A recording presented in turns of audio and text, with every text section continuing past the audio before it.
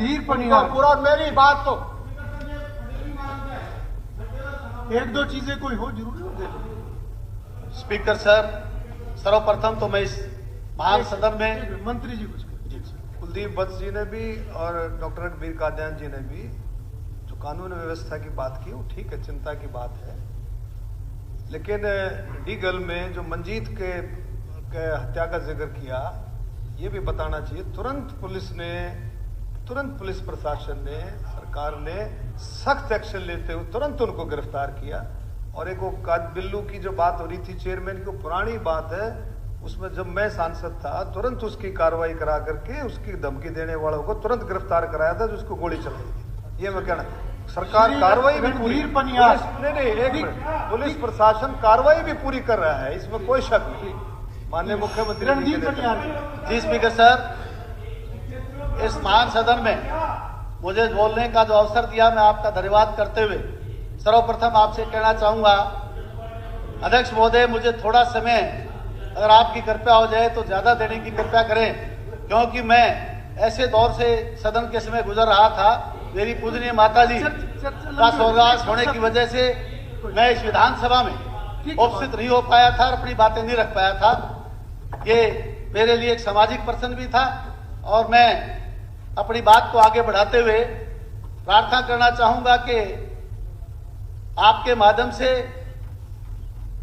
मेरे इलाका राजस्थान से सटा हुआ इलाका है, पानी की बड़ी भारी कमी है। पहले पूरे एक महीने में 16 दिन पानी जहां चलता था, आज वो पानी घट करके केवल 8 दिन पे आ गया है। उसके लिए मैं प्रार्थना करना चाहूंगा कि इस पानी की पूर्ति के लिए मैंने माननीय मंत्री, सिंचाई मंत्री जी से भी प्रश्न किया था, परंतु मैं किसी वजह से नहीं उपस्थित हो पाया। आज ये 16 दिन पानी चलाया जाए ताकि मेरे इलाके का किसान अच्छी खेती करके, उन्नत खेती करके हरियाणा प्रदेश की तरफ प्रगति में अपना योगदान दे सके। अध्यक्ष महोदय, यही नहीं, हमारे साथ एक अन्याय और हुआ। सन 1999 2000 तक प्रदेश में जहां पानी का बंटवारा था, वहां मेरे इलाके का जो बंटवारा था वो ठीक था और उस बंटवारे के तहत हमें पूरा पानी जहां मिलता था वहां हमारा किसान तरक्की के रास्ते पे था। बदकिस्मती में कह नहीं पा रहा क्या कारण रहा कि हमारे इलाके में उस वक्त फुहारा सिंचाई से जो सिंचाई हुआ करती थी, खास करके चौधरीवास माइनर और देवसर माइनर पर, वहां पे 24 लगभग ऐसे फुहारा सेट थे जो आउटलेट लगे हुए थे। वो समय के साथ उनमें से ना तो कोई आज फुहारा सेट है, ना वहां पे आउटलेट है, पता नहीं वो पानी कहाँ चला गया। उन किसानों जिनका खेत में जो पानी लगता था, आज उनके खेत बंजर हो गए हैं। इस पर विशेष ध्यान दिया जाए। सिंचाई मंत्री महोदय से मैं प्रार्थना करूंगा, चौधरीवास माइनर को आगे बढ़ा करके किसानों को पानी दिया जाए, ये मेरी मांग है। इसके साथ साथ मैं मांग करना चाहूंगा कि हिंदुस्तान की सरकार ने हरियाणा प्रदेश में एक IIT देने का एक बहुत बड़ा ऐतिहासिक फैसला किया है। मैं मुबारकबाद देना चाहूंगा, धन्यवाद भी करना चाहूंगा कि इस फैसले से हरियाणा प्रांत को लाभ होगा। मेरी पुरजोर प्रार्थना है कि स्वर्गीय चौधरी भजन लाल जी, जिन्होंने हरियाणा प्रदेश में 12.5 साल तक प्रदेश के मुख्यमंत्री के रूप में सेवा की, वन और पर्यावरण मंत्री और देश के कृषि मंत्री के तौर पे भी उन्होंने देश की सेवा की है। वो एक ऐसे नेता थे जिन्होंने सबके लिए काम किया।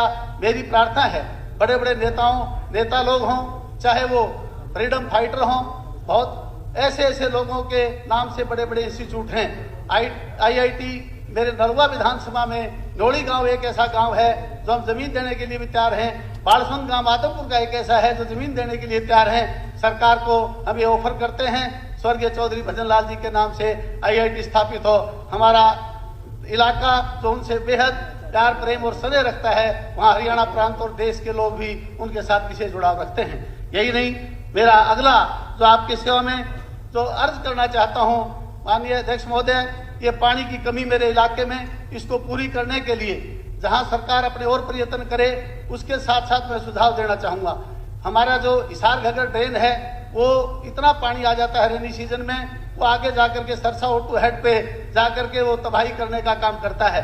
एक तरफ तबाही कम होगी, दूसरी तरफ उससे 2 ड्रेनें और निकाल दी जाएं, जो गंगुआ से निकल करके बाखड़ा गांव तक और आर्यनगर गांव से लेकर के बालसुंद और चौधरीवाड़ी गांव अनेकों गांव पड़ते हैं, वो इससे लाभान्वित होंगे। इसके साथ साथ हिसार शहर बहुत बड़ा शहर है, उसमें 50 क्यूसिक के लगभग ऐसा पानी है जिसको ट्रीट करके हमारे इस इलाके में दिया जा सकता है, जिससे हमारे किसान की हालत अच्छी हो सकती है।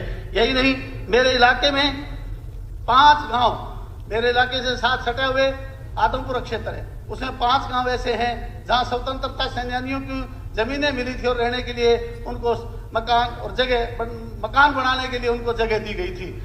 जब मकान बनाए गए, गांव बसे, उस वक्त गलती से लाल डोरा नहीं बना। हमारी सरकार, माननीय मुख्यमंत्री जी, नायब सैनिक को धन्यवाद करता हूं, इन्होंने उन 5 गांव को लाल डोरा में लेकर के और उनमें उन लोगों को कम कीमत पर मकान देने का काम किया। वहां एक गांव संजय नगर जो चंदन नगर में पड़ता है वो छूट गया था, उसको कृपया करके उसको शामिल किया जाए। इसके साथ साथ मैं प्रार्थना करना चाहूंगा कि हमारे इलाके में बिजली और पानी की जो समस्याएं वो अलग तरह की हैं। हमारे लोग ढाणियों में रहते हैं, ढाणियों में रहते माननीय हुए भी सदस्य उनको बिजली की का आवश्यकता पड़ती है। होता है।